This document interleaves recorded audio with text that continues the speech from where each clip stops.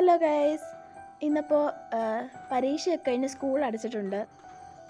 അപ്പോൾ നമ്മുടെ Christmas vacation ഇതേ ഇനി എത്തിക്കഴിഞ്ഞ് നാളെ മുതൽ സ്കൂളിൽ പോകണ്ടെന്നുള്ള കാര്യത്തിൽ വളരെ സന്തോഷമുണ്ട്. അപ്പോൾ നമുക്കൊരു കരോളിൻ്റെ ഡാൻസ് കണ്ടാലോ?